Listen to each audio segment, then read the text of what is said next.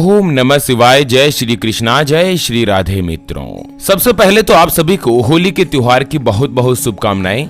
अपनी दुश्मनी भुला दें, कई होलियां सूखी गुजर गई, इस होली पर आपस में रंग लगा लें। ढेर सारी खुशियों से भरा हो आपका संसार, यही प्रार्थना है मेरी ईश्वर से हर बार। आप और आपके परिवार को होली के त्योहार की बहुत बहुत शुभकामनाएं। ईश्वर की कृपा से आपके जीवन में रंगों की बहार आए और आप हमेशा धन धान्य सुख शांति से परिपूर्ण रहे। मित्रों, हिंदू धर्म में दीपावली के बाद सबसे बड़ा त्योहार होता है होली का त्योहार। और आप सभी को पता ही होगा कि हिंदू धर्म के हर एक त्योहार की भी कुछ मान्यताएं होती है, कुछ विधि विधान के साथ शास्त्रोगत नियम और सिद्धांत होते हैं, जिनका पालन करने से व्यक्ति के जीवन में खुशियां आती है। और जो इनका पालन नहीं करता है ना, उससे किसी भी व्यक्ति के जीवन में बहुत बड़ी परेशानी भी खड़ी हो सकती है। तो आज के इस वीडियो में अपन यही जानने वाले हैं कि आखिर होली की रात में कौन कौन से ऐसे काम है जिनको भूल कर भी नहीं करें, नहीं तो मित्रों आप हमेशा भागे भागे फिरोगे, लेकिन कहीं पर भी आपको सफलता नहीं मिल पाएगी। पूरी जानकारी अपन इस वीडियो में समझने वाले हैं, ऐसे में वीडियो को लास्ट तक जरूर देखिएगा। चलिए, सबसे पहले तो आपको एक महत्वपूर्ण बात बताना चाहूंगा कि हिंदू सनातन धर्म में गाय यानी कि गौ माता में माता लक्ष्मी का वास माना गया है। चाहे वेद हो, पुराण हो, ज्योतिष शास्त्र हो या फिर भागवत गीता, सभी जगहों पर गौ माता की पूजा करने का विधान है। अक्सर जब भी हम घर से बाहर जाते और देखते हैं ना कि यही गौ माता सड़क पर इधर उधर घूमती रहती है, भटकती रहती है और कई बार किसी वाहन की चपेट में आकर दुर्घटना का शिकार हो जाती है और मारी जाती है। इसके अलावा कई बार गौ माता खाने की तलाश में इधर उधर जाती है, कभी किसी मकान के बाहर तो कभी किसी दुकान के बाहर। कोई भला आदमी होता है, खाने के लिए कुछ दे देता है, बाकी कई लोग इनको मारकर दुत्कार कर भगा देते हैं। मित्रों, जब पेट में भूख बढ़ जाती है और खाने के लिए कुछ भी नहीं मिलता ना, तो इन गौ माताओं को जो भी सड़क पर नजर आता है, जैसे प्लास्टिक, थैलियां, जूते, चप्पल, कपड़े, पॉलीथीन, पत्तल धोने, डिस्पोजल, ये उनको खा लेती है और धीरे धीरे ये सभी इनके पेट में जमा हो जाता है। कुछ ही दिन बाद गौ माता का पेट खराब होकर बड़ी ही बेरहमी के साथ तड़प तड़प कर मारी जाती है। अक्सर जब भी मैं ये दृश्य देखता हूँ ना, मेरा मन बहुत ही ज्यादा दुखी होने लगता है, मैं रोने लगता हूँ। मैं ये चाहता हूँ कि मेरे सामने जो भी गौ माता रहे वो कभी भूखी नहीं रहे, उनको हमेशा भरपेट भोजन, पौष्टिक आहार या हरा चारा मिलता रहे, और इसके लिए मुझे आपके सहयोग की आवश्यकता है। मित्रों, अभी जो आप स्क्रीन पर QR देख पा रहे हैं श्री हरि ज्योतिष के नाम से, इस पर आप अपनी श्रद्धा अनुसार 11, 21, 51 या 101 रुपए जो भी आप गौ माता के लिए सहयोग करना चाहो आप इस QR के ऊपर कर सकते हैं। आपका दिया हुआ दान किसी भी 1, 2 या 5 गौ माता को 1 दिन 2 दिन का भरपेट भोजन, हरा चारा दिला सकता है, और बदले में आपको माता लक्ष्मी और भगवान विष्णु का जो आशीर्वाद मिलेगा ना, वो आपको इसी जीवन में कई हजार गुना लौट कर मिलेगा। चलिए जानते हैं मित्रों कि होली के दिन आखिर ऐसे क्या क्या काम है जिनको भूल कर भी नहीं करने चाहिए। मित्रों, धार्मिक मान्यता है कि होलिका की पूजा से जीवन के सारे कष्टों से छुटकारा मिलता है। हर साल फाल्गुन महीने की पूर्णिमा तिथि को होलिका दहन किया जाता है। इस बार मित्रों कई राज्यों में होलिका दहन 6 मार्च को ही हो गया था, कई राज्यों में 7 मार्च को हो रहा है। चलिए जानते हैं कि होलिका दहन के दौरान क्या क्या गलतियां नहीं करनी चाहिए, और दूसरा क्या ऐसे काम है जिनको होलिका दहन की रात को भूल कर भी नहीं करनी चाहिए। मित्रों, होलिका की अग्नि को जलते हुए शरीर का प्रतीक माना जाता है, इसलिए कोई भी नव विवाहिता को होलिका की अग्नि को नहीं देखनी चाहिए। मतलब ऐसी कोई भी विवाहिता लड़की या महिला जिसकी इसी साल शादी हुई हो, शादी होते ही जो पहली होली आती है ना, वो दोस्तों शादीशुदा लड़की को, नव विवाहिता को होली की अग्नि को नहीं देखना चाहिए, इसे अशुभ माना गया है।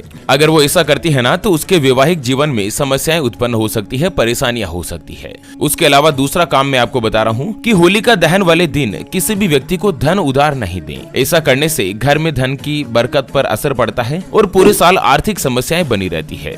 इस दिन उधार लेने से भी आपको परहेज करना चाहिए। यानी कि होली के दिन और होली के जस्ट अगले दिन जो होली खेलते हैं ना, उस दिन ना तो किसी को उधार देना चाहिए और ना ही किसी से उधार लेना चाहिए। तीसरा काम मैं बता रहा हूँ कि अगर आप अपने माता पिता की इकलौती संतान है, तो आपको होलिका दहन की अग्नि को प्रज्वलित करने से बचना चाहिए, इसे शुभ नहीं माना जाता। एक भाई या एक बहन और होने पर आप होलिका दहन की अग्नि को प्रज्वलित कर सकते हैं। अगर आप केवल अकेले हैं, आपके भाई या बहन नहीं है, तो आपको होलिका दहन को अग्नि को प्रज्वलित नहीं करना चाहिए, ठीक है ना।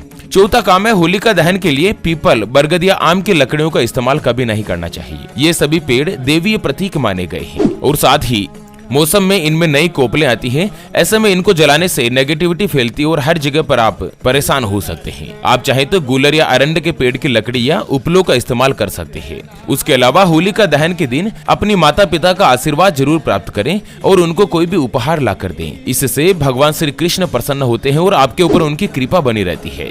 चलिए जानते हैं अगले कुछ महत्वपूर्ण बातों के बारे में, और यह भी जानेंगे कि आखिर होलिका दहन की रात में क्या क्या काम नहीं करने चाहिए। उससे पहले आपको एक महत्वपूर्ण बात बताना चाहूंगा। मित्रों, जिंदगी में आप कई ऐसे लोगों से मिले होंगे जो बहुत ही ज्यादा मेहनत करते हैं, तो वहीं कई लोग आपको ऐसे भी मिले होंगे जो बहुत कम मेहनत करने के बाद भी बहुत ही आगे तक पहुंच जाते हैं। तो वहीं मित्रों, जिंदगी में आप कुछ ऐसे लोगों से भी मिले होंगे जो कि पूरी उम्र मेहनत करते ही रहते हैं, लेकिन आखिर उनका जीवन गरीबी में ही निकल जाता। बहुत मेहनत करने के बाद भी वो हासिल नहीं कर पाते जिनके वो हकदार होते हैं। मित्रों, यह ग्रहों का खेल नहीं तो और क्या है, और इसी के समाधान के लिए हम आप तक लेकर आए हैं आपके अपने जीवन के बारे में व्यक्तिगत यानी कि पर्सनलाइज्ड कुंडली, जिससे आप घर बैठे ये पता लगा सकेंगे कि आपके नवग्रह आपके बारे में क्या कहना चाहते हैं। क्या आपकी कुंडली यानी कि किस्मत में कोई दोष तो नहीं? अगर दोष है तो वो क्या है और उसका समाधान क्या है, उसके बारे में कंप्लीट जानकारी हम आपको कुंडली रिपोर्ट में बताने जा रहे हैं, जिसको अभी जो आप स्क्रीन पर नंबर देख पा रहे हैं उसके ऊपर व्हाट्सएप पर संपर्क करके आप हमारे गुरुजी से बात कर सकते हैं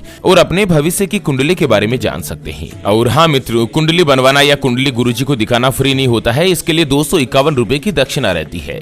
ऐसे में आप बिना काम अपना खुद का और गुरुजी का दोनों का कॉल करके समय खराब मत कीजिएगा। अगर आपकी कोई भी समस्या है जिसका आप समाधान चाहते हैं, जैसे कि आपके व्यापार में लगातार नुकसान जा रहा है या आपका स्वास्थ्य खराब रहता है, घर परिवार में बार बार लड़ाई झगड़ा बना रहता है, पति पत्नी के बीच सुख नहीं मिल पा रहा है, आपके ऊपर कर्ज हो चुका है जिसको आप चुका नहीं पा रहे हैं, घर में लगातार धन की कमी बनी रहती है, या आपका विवाह का योग नहीं बन रहा है, बहुत जगहों पर आप रिश्ता देखने के लिए जाते हैं लेकिन कहीं पर भी कोई भी रिश्ता फाइनल नहीं हो पाता, या आपको संतान का सुख नहीं मिल पा रहा है, बच्चे आपका कहना नहीं मानते, बच्चे लगातार सरकारी नौकरी या अच्छी नौकरी की तलाश कर रहे हैं लेकिन उसको नौकरी मिल नहीं पा रही है। अगर कुछ भी समस्या है जिसका आप समाधान चाहते हैं तो स्क्रीन पर दिए गए नंबर पर संपर्क करके आप हमारे गुरुजी से बात कर सकते हैं और अपने भविष्य की कुंडली के बारे में जान सकते हैं। चलिए जानते हैं होली की रात में आखिर क्या क्या नहीं करना चाहिए। अगर भूल से भी आपने कर लिया ना तो जिंदगी भर आप पछताते ही रहोगे, आप हमेशा ही नुकसान में रहोगे। मित्रों, होली की रात में किसी भी महिला का अपमान नहीं करें, किसी को अपशब्द नहीं कहें, किसी से लड़ाई झगड़ा नहीं करें।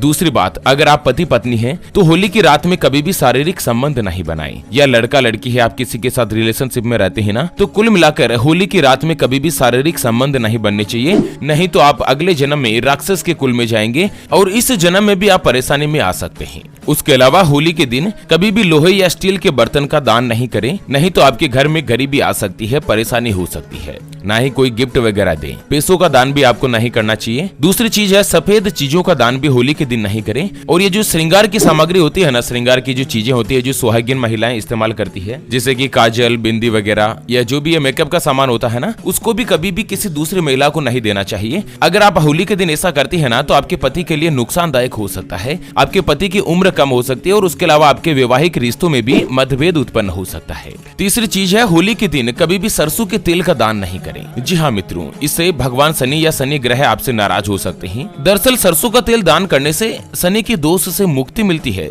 लेकिन होलिका दहन वाली जो पूर्णिमा होती है ना, उसके दिन कभी भी सरसों के तेल का दान नहीं करना चाहिए। अगला मैं आपको बता रहा हूँ, कांच के सामान। जी हाँ मित्रों, हम में से कई लोग होली के दिन एक दूसरे को उपहार देते हैं, लेकिन ध्यान रखें कि यदि आप किसी को कोई भी उपहार दे रहे हैं तो कांच का सामान दान में नहीं दें। ऐसा करने से आपके घर में समस्याएं आ सकती है। यदि उपहार देना ही है तो होलिका दहन के दिन ऐसा कोई सामान नहीं देना चाहिए जो कांच से बना हो या कोई भी लोहे या किसी मेटल से बना हो। उसके अलावा जो गर्भवती महिलाएं हैं, जो प्रसूता है, जिनका अभी अभी बच्चा हुआ है, उनको भी कभी भी होली की अग्नि को नहीं देखना चाहिए और ना ही होलिका की परिक्रमा करनी चाहिए। इस तरह से कुछ महत्वपूर्ण जानकारी मैंने आपको आज के वीडियो में बताई, जिसका आप स्पेशली ध्यान रखें। ओके मित्रों, तो इसी के साथ आज के इस होली की जानकारी के अपडेट वीडियो को फिलहाल के लिए यहीं पर देते हैं विराम। फिर से होंगे हाजिर एक और नई और काम की जानकारी के साथ। तब तक के लिए ओम नमः शिवाय, जय श्री कृष्णा, जय श्री हरि विष्णु। मित्रों।